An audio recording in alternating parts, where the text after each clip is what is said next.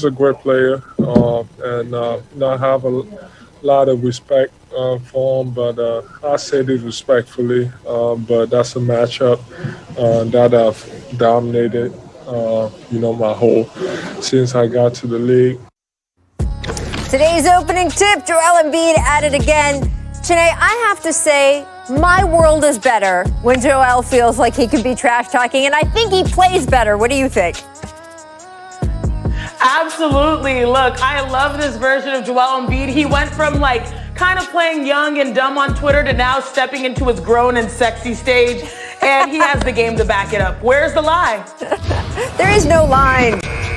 There are no rules, right? Isn't that the line? There are no rules. Welcome to The Jump. I'm Rachel Nichols, joined in fact by two-time WNBA All-Star Janae Agumake and our senior writer, host of The Low Post, Zach Lowe. Thank you, friends. Coming up, we're going to talk a little James Harden because he returns to Houston tomorrow. What are your expectations for that matchup? We will dive into that with our Houston native over here in just a little bit. First, though, the Pelicans picked up a huge win over the Jazz last night, and Zion Williamson led the way by aggressively attacking two-time Defensive Player of the Year, mind you, Rudy Gobert, down low repeatedly. Zion is the Pelicans' lone all-star this season. So, Janae, can you take us inside the locker room a little bit? Are the Pelicans now sort of Zion's team, and how does that dynamic inside a locker room even really work? This is a great question because it just sort of happens naturally. And this is absolutely no, disrespect to Brandon Ingram, who's having a stellar year, 24 points per game. He's doing exactly what he needs to do. But the Pelicans, they are becoming Zion's team. And that's not a bad thing because Zion, we all know this, the league is sort of ready-made for Zion to take over. He's a special player. He can get you buckets without calling a play for him. At the age of 20, he might still be leading the league in points, paint points per game. And the reason why it's becoming, Zion's team, Rachel, is because, last year, as a rookie, with a lot of new pieces, you're probably going to defer more to the veterans, especially when BI is having an all-star year. And right now, the team is settling in, building their chemistry. They're finding out their nice little passing pockets for Zion with a nice flow. Also figuring out how to move off ball so Zion can go to work. This is the version of the Pelicans that shows progress. Even though it is becoming Zion's team, that's not a knock on Brandon Ingram. It actually is showing that they're headed in the right direction because now they have two very talented players that can compete every night. First of all, let's get it straight. The Pelicans are the king cake babies team, and there we go. There we go, Zach Lowe. Yes. Zion's the way I would put it is it's Zion's offense, and I think that's appropriate for the Pelicans. I think it slots everybody into their appropriate role so that no one is overtaxed. No one's trying to do stuff that's even 2% outside their skill set. Joe Boylan, who was an assistant for the Pelicans, he once told me that he would tell Brandon Ingram, we can contend for championships here when you become our Scottie Pippen. And that's not to compare Brandon Ingram to an all-time great player. It's to say when you don't have to be the number one option on offense, when that big fella can be, and you can concentrate on getting us 27 assists, play all NBA level defense, that's when we can be special. Look what it's done for Lonzo Ball. He doesn't have to worry about running the half-court offense. He can be a demon in transition. In the half-court, he can skulk around and hunt for threes, throw the extra pass. It puts everyone in the right spot. This is the version of the Pelicans that can be dangerous down the line. I'm really looking forward to seeing them go through that second half schedule. Now, after the game, we did hear from Zion's coach, Stan Van Gundy, expressing some disappointment in how he is officiated, while Rudy Gobert, he had a different idea on the situation. Take a listen here. Someday he's going to start to get the calls he deserves to get. Any game where he's not shooting 10 free throws or more, I'm guaranteeing you they missed calls. Obviously, the ones that when I go straight up and I get elbowed in the chest, there's not much I can do about that. They talk to us about all these rules and being vertical, and it's great. I've been trying to do it over the years, but when someone jumps elbow first, there's not much you can do. I mean, it looks good on the highlights, but it's still an offensive foul.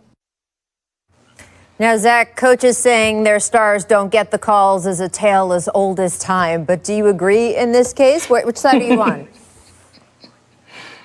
Hey, look, Zion's shooting 8 free throws a game. Like, we're a little early in Zion's career for the refs aren't giving him enough respect kind of takes. And look, Rudy Gobert is like, he's right. Zion jumps into you, you fall backwards, Zion just keeps going up. But this is in the tradition of Shaq, Blake Griffin, and now Zion, these physical freaks that are hard to officiate. There's so much contact, they're so physical, it's hard to know what to do. I think 8 free throws, they should be happy with that. He's shooting 71% at the line. They should be really happy that that's going in the right direction. It's a little early for this kind of stuff, to be honest. Yeah, and for 8 free throws, rookie plus, that's a lot of respect that the league and the referees are already giving to you. Usually it's vets that sort of command that type of free throw attempts. And by the way, Zach, I am 2 for 2, 100% from the field when it comes to getting the baby and king cake. So yeah, my percentage is pretty nice. Woo, that is very impressive. If you don't know how the king cake baby works at Mardi Gras time in New Orleans, I could not urge you more to go look that up on the internet. But when you go all the way to King Cake Baby Pelicans in the search bar, just be prepared because it might be a little frightening. Let's move on to James Harden. He's posting, King Cake Baby is your friend and mine, but I'm just saying. Harden posting an incredible 30 points, 15 assists, 14 rebounds to go along with, wait for it, 0 turnovers last night. No player has done that since turnovers started to be recorded in the 78 season. So here is Harden and Kyrie on their matchup tomorrow. Seen it all, been through it all, experienced it all. There's not anything that we can't power through. That's the glory of God right there. We're excited to play basketball, go back to where James had a great career. We're looking forward to the experience, looking forward to having fun. It's going to be high competitive, a lot of great players, no animosity on the court, just greatness on display. Everybody at home, enjoy the game. My plan is to touch as many people as I can in the sense of whether it's food, whether it's water, whether it's building their homes, whether it's making them smile, whether it's whatever the case may be, just trying to touch thousands of people in that city because they've done that for me and they showed me and my family that much love. Janae, Harden there referring to, he really stepped up in the wake of the storms down in Houston. Even though he wasn't playing there anymore, he really, really made sure that people in that area, as he says, felt that he was there for them, provided all kinds of food and resources for people. And in his return, as Kyrie says, you can expect a show. What do you think is going to happen, my Houston friend? All right, I always go through the lens of the Houston Rockets, as you mentioned, and I'm someone that probably believes in them even when a lot of people choose not to. But I'm going to keep it real here. I have every expectation that the Brooklyn Nets are going to win in James Harden's return. Because we all know that the Rockets, they're in the middle of a rebuild. I was really excited to see, Christian Wood and Victor Oladipo sort of do their things this season, but health had different plans, and the Rockets situation really can't be saved by them. But on the other hand, as you asked, James Harden is playing impeccable basketball. Literally, no turnovers last night with a 30-point triple-double. And he's always had this skill set, which we saw in Houston, but he leaned more into the scoring than the playmaking. But now the roles have, reversed, and he's sort of flipped that. And now he's just flaunting for everyone to see, rocking a Brooklyn Nets jersey. So even though Houston is looking at him probably like an ex that is living their best life after a breakup, which is really tough for Houston, there's still a lot of love there. There's a lot of mutual love there. And I mean, might as well pile it on. And I think what he has done, as you mentioned, Rachel, for the community has really just showed a testament to who he is. But let me just keep it real. Whether it was J.J. Watt spending 10 years there, now James Harden, 9 years, Houston is going through it. It's been a rough offseason for us.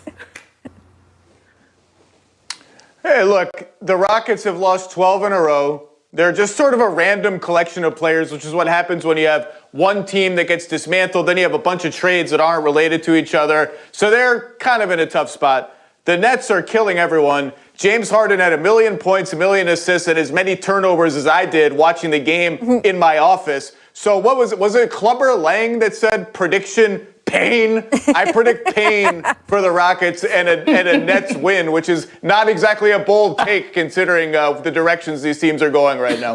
Well, I'm glad there's at least some fans that are going to be able to be there to sort of experience the James Harden show. yet one more time, even if it's not in a Rockets jersey. And I think there'll be some nice moments there, which is nice after what happened kind of at the beginning of this season. We will be looking forward to it.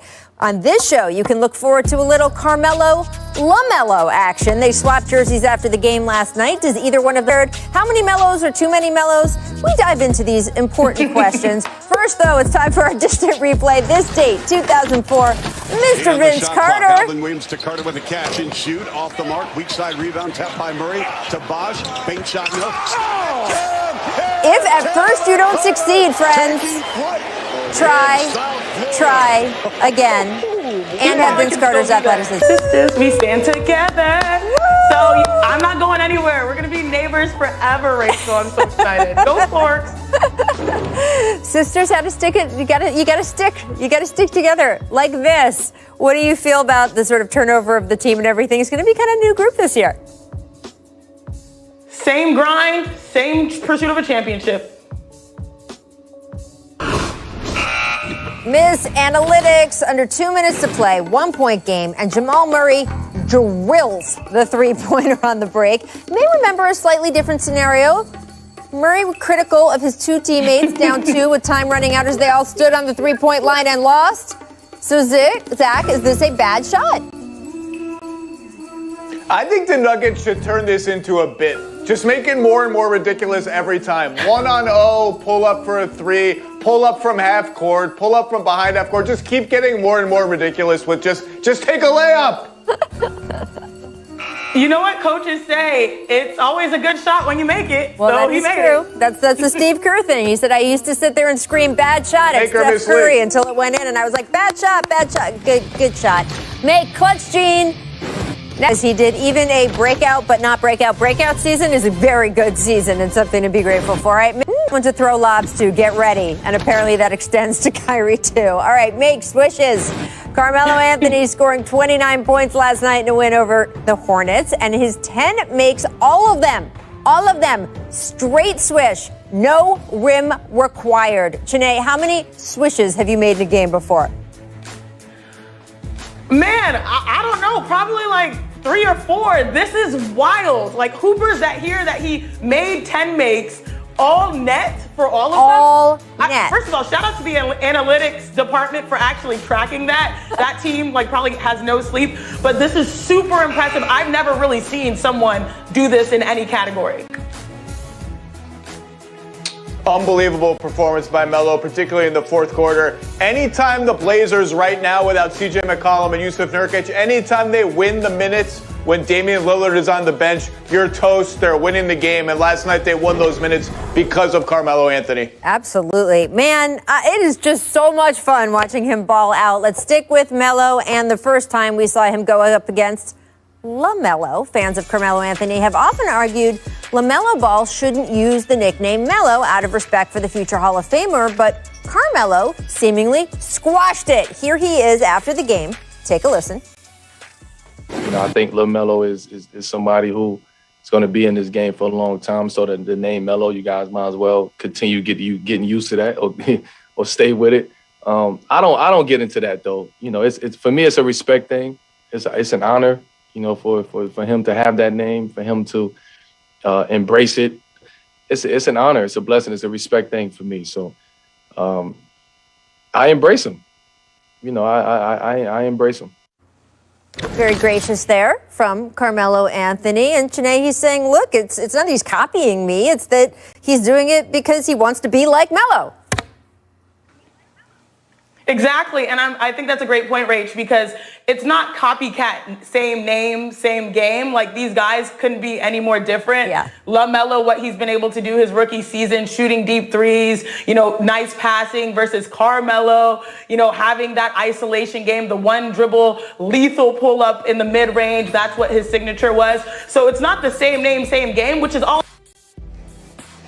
wants to say that LaMelo is the Melo, to just stay educated on, because I feel like I'm going to be one of those aunties saying get off my lawn if you're saying that the Melo is the next generation. I just love that, it's more so one generation giving love to another. So if they're cool with it, they can all be Melo. Just make sure we divide and conquer. You got to stay Melo, right, Zach? We got to be running. we got to be running out of things to argue about if this is some kind of controversy. I was not aware that there was any Melo controversy. It's just a shortening of their first names. They can both be Melo. It's like only kind of a nickname. And Sinead's right. LaMelo Ball, first of all, you probably can wrap up Rookie of the Year right now. Second of all, he's just a totally different player with his all-around game, his assists. He throws, it's not just like the baseball passes and the spectacular no-look passes. We can all see that. He just throws these sort of cross-court passes that are a beat different than most guys, even veteran passers would throw, that catch the defense off guard. He's got something up there that is just different and unique, and it's so fun to watch. So he can be Melo. It's fine. I didn't know this was a thing, to be honest. Well, there have been a thing, Zach, between other guys who shared nicknames. I mean, most notable, of course, is Shaq, who did not like Dwight Howard using the Superman nickname. Big Shot, Chauncey Billups, and, of course, Robert Horry. And Kmart, Kenyon Martin, Kevin Martin. So this has been a thing before. And again, graciousness by Carmelo Anthony. So, he's not pulling a Shaq here, Zach. Superman is not a nickname. Superman is a character that other people, took his name. It's not, and Kmart is the same thing. They're just all Kmarts. They're all Kmarts. We're all Kmarts now. We're going to wrap this discussion up. Coming up later, we'll be playing the stat market. Who's buying, who's selling on Russ, averaging a triple-double again. And coming up next as well, LeBron James is not going to stick to sports, no matter who tells him to. We'll discuss that after the break. Keep it locked on The Jump. This is so crucial right now because lawmakers in Georgia and 42 other states are considering more than 250 measures that would create impediments to American citizens exercising their right to vote. I'm just going to say that again. 250 new regulations across 43 states, including Georgia, where the All-Star game is going to be held, to try to make it harder for Americans to vote. So, the NBA, LeBron James, more than a vote. You're going to hear a lot about that during All-Star Weekend. Now, there is an athlete who's taken issue with LeBron's off-court activism, soccer star Zlatan Ibrahimovic, who essentially told LeBron to stick to sports. Now, LeBron responded over the weekend. When given a chance to clarify his statements on LeBron, though, Zlatan doubled down. Here is what he said, quote, "Politics divides the world, sports unite it. Football unites athletes whatever we do to unite. This was my message. Athletes should be athletes, and politicians should do politics." Sinead, I'm just going to cede the floor to you. What is your reaction here? As I gather myself, it always gives me pause when people speak on situations without walking in the other person's shoes. And I know LeBron James' shoes are really large, but he deals with a lot of pressure, and he has done a great job navigating that over the entirety of his career.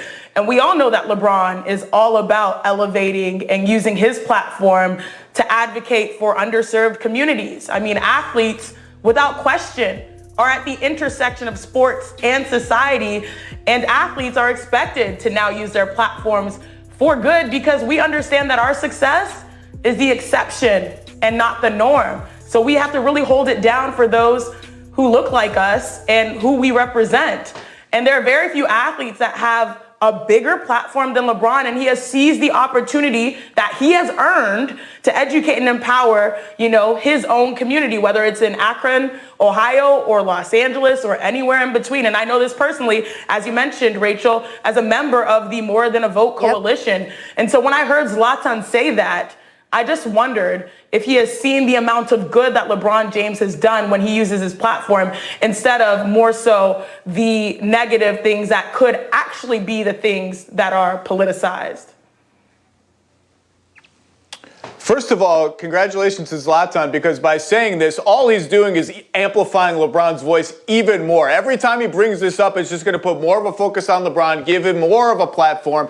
And yeah, we put microphones in these athletes' faces 2-3 times a day. I hope they talk about stuff that they're passionate about and they're interested in, because we can only talk about basketball so much. It's basketball. It's throwing a round ball through a round hoop. Talk about the stuff that actually matters. And we just saw the WNBA helped change the course of history in Georgia. It's not just sort of speaking for the sake of speaking and getting your words out there. They just changed the course of history in Georgia. And I can't think of anything that should be less controversial, less of a unifying topic to talk about than people should be able to vote. So keep speaking on it, keep talking about it. And if Zlatan wants to keep criticizing it, he should keep criticizing it, because all it does is make LeBron's voice even louder. It's also just so hypocritical to me. We ask athletes to be involved in their communities all the time. In the previous segment, we just talked about James Harden being involved in relief for the people of Houston after the storms and electrical outages they had there. J.J. Watt, also in Houston for years, has done all kinds of relief efforts after the hurricane, of course, so famously.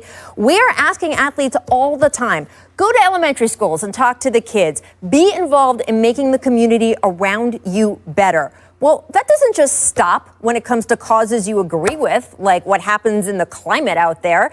It comes to everything. And if people believe that the safety of their community depends on whether it's voting rights or gun safety or any of the other issues that these athletes are asked about, they should absolutely be involved, just like they're involved in all the other things that we want them to do. So I was really happy to see LeBron clap back. And to your point, Zach, every time Zlatan claps right back, all he does is elevate the platform. You know, Hawks head coach Lloyd Pierce was also very involved in the More Than a Vote efforts. He was one of the earliest to call for arenas being used as polling places. But while he was a really positive person for the Georgia community, obviously the Hawks, not so good. Hired in 2018, Atlanta missed the playoffs in each of his 2 completed seasons. They are 10-9 right now. They've lost 11 of their last 15 games. Nate McMillan was named interim coach, and he spoke about replacing Pierce today. Take a listen. What I told our guys, and I really believe this, if you're looking to point the finger at someone or something, you need to point that finger at yourself. And, and that's all of us. Coach Pierce takes the hit for this, but we all play a part in him not being here today. We're capable of doing better. We have to do better than we've been doing and win some games. And we have that opportunity. Coach Pierce doesn't get that opportunity. And, he takes the hit for it. But that's on all of us to improve, do things better, win ball games. Well, it's nice to see Nate McMillan get another shot. Zach, what is your assessment of the coaching change in Atlanta? Well, let's see. The Hawks were bad last year. Then they made a bunch of moves. They traded for Clint Capella. They signed a bunch of people in free agency. They've gotten negative production to no production due to injuries and just not very good play from all those new guys except Clint Capella. DeAndre Hunter made a leap and then he got hurt. And we're expecting the Hawks to somehow be really good despite all of those things. Bogdan Bogdanovic is coming back very soon. I bet Lloyd Pierce would have liked to keep coaching a team when their prized offseason acquisition came back. But look, sometimes you just need a new voice. There are reports in The Athletic and other places today that the Hawks players sort of had grown tired of Lloyd Pierce's voice. Maybe that's true. He is a straight shooter. He does not pull punches in the media or privately with his players. But I got news for you. Nate McMillan doesn't either. Nate McMillan is a hard ass. He's going to coach them hard. And if they thought Lloyd Pierce was that way, Nate McMillan's going to be that way too. Sometimes you just need to make a change. I don't think this was particularly fair to Coach Pierce. I would have liked to see him coach the real team. But this stuff happens all the time. And like you said, Rachel, his impact on the community, his impact on the state of Georgia, that stuff is going to last. It's going to keep going. He's not going to stop doing those things. Yeah, this one really hurt just because, as you said, Zach, Coach Pierce was on the, forefront, the front lines advocating for the players in the league. And some of the, recent hard moments, he did a tremendous job off the court with Atlanta. But when it comes to, on the court, of course, there are a few seasons since he's been hired in 2018, they've been less than ideal. And we're also talking about a year where the New York Knicks find themselves 4th in the East. And Trae Young was not named an all-star, which sort of has a compounding effect, Plus, this is a team, as Zach mentioned, acquired a number of vets that were the hope to get this team to win. But now you're in a situation where all of those things sort of feel like an avalanche that are just, when you're losing, it just feels even worse when all of those things aren't working in your favor. So obviously we all hope that Coach Pierce gets another opportunity since he is such an amazing advocate and brings so much invaluable presence to this league. And I would love to see what he can do with another scenario. But, the record sort of reflects itself, unfortunately, and the development of those players, I think, have to be prioritized, especially when we're seeing other teams find ways to win in unconventional fashion, which I keep bringing up the Knicks. So.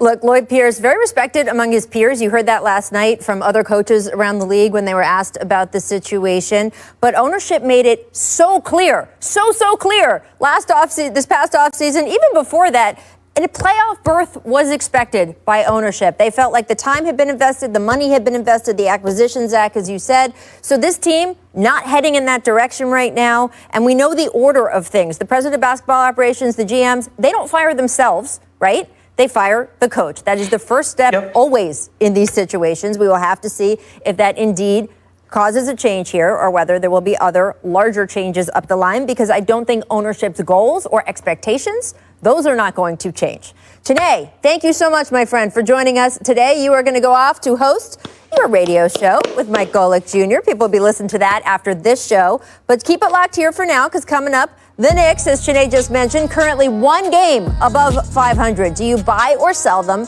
finishing with a winning record this season? That's coming up next in another edition of the Stat Market.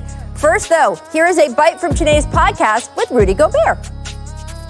Did you have a conversation with Donovan that we're seeing right now on the court? Was it in the bubble? Because something was clicking in the bubble and it sort of carried over to this season.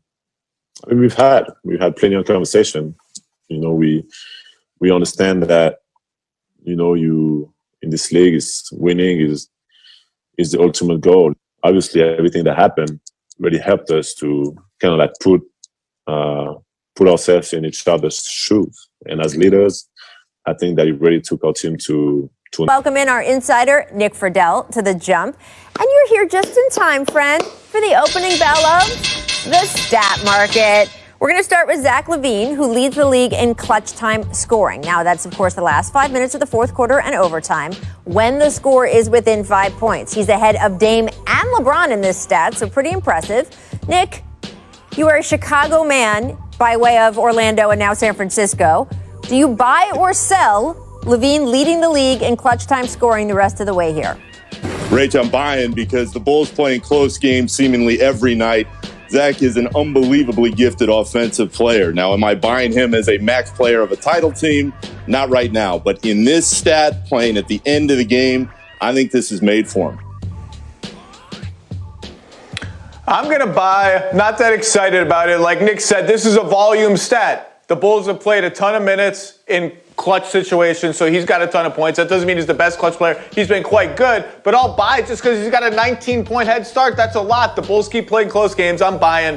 He's a deserving all-star, too. Yeah, absolutely. And look, when your team has got to squeak by every night, you end up doing well on this stat. All right, let's move on, though, to Russell Westbrook. He once again is leading the league in triple-doubles. He's averaged a triple-double 3 times in his career. He's close to doing it again this season. Keep in mind, only Oscar Robertson has ever averaged a triple-double even once before in NBA history, before Russ came along. So, Zach, do you buy or sell a 4th career triple-double season for Russell Westbrook? I'm buying it. He's close now. He's done it 3 times.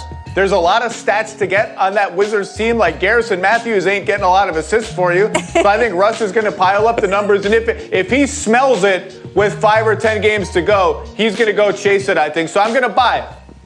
Go Wiz.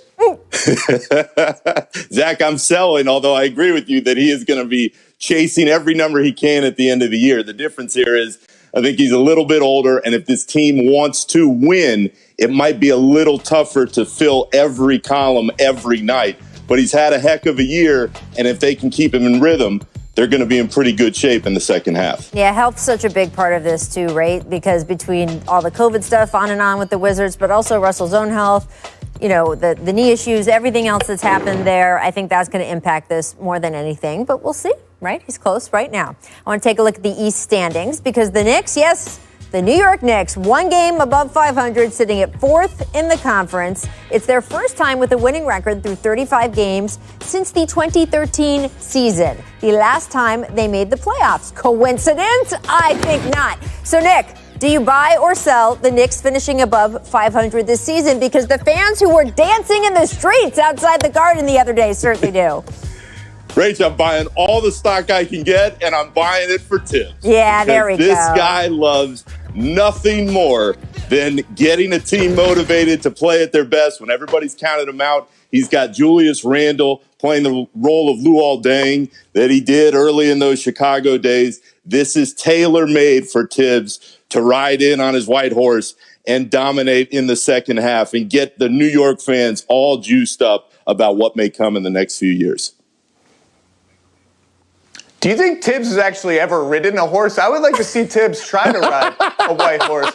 At the risk of igniting the fury of Tibbs, I am going to sell this just barely. Although what I would like to buy is I would like to buy a 9-way tie in the East at 36-36 at the end of the year. I'll buy that. Look, the Knicks are one game over 500. They've played the second easiest schedule in the league so far by basically any measure. Their opponents are shooting 32.8% from three. That's 2 percentage points lower than any other defense is allowed in the league. So I think they're due for some bad luck. I think they'll hover around 500. But if you're asking me, are they going to finish over? I will tentatively and not very happily sell the over 500 Knicks. We'll take a look at the Eastern Conference standings here, guys, because it's not good in the East. I know I brought this up on the show several times in the past couple weeks, but it's just kind of shocking. Every time you open up the standings, there are only 4 teams in the entire conference who are over 500, and you joke about the 9-way tie.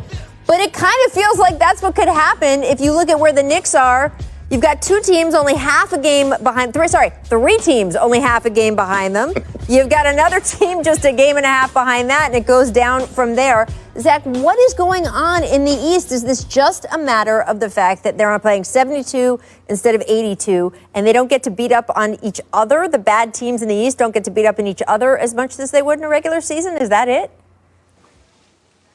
Well, that plus this is a weird season, right? Teams have tons of guys in and out of the lineup. Like, I think the Celtics have performed way below what we would have expected. They would have been another team well above 500. The Heat, same thing. A team that made the finals last year got ravaged by the coronavirus and the associated protocol. So I just think it's a weird season. But also, there's a lot of mediocrity in the Eastern Conference. That should really be their slogan, Eastern Conference, where mediocrity lives. This is just what it's been for 25 years. Right, the conference is swimming in mediocrity. It's completely average, which is why I'm buying Tibbs, because nobody has any team more prepared to play, in theory, meaningless basketball sometimes in the regular season more than that guy. That's why in the second half, I think the Knicks can make a little push to stay above that 500 line. I don't know if "we're swimming in mediocrity" is quite the marketing slogan that anybody on Madison Avenue would recommend. I don't know. Our researcher Michael Schwartz found, this is the closing bell, by the way.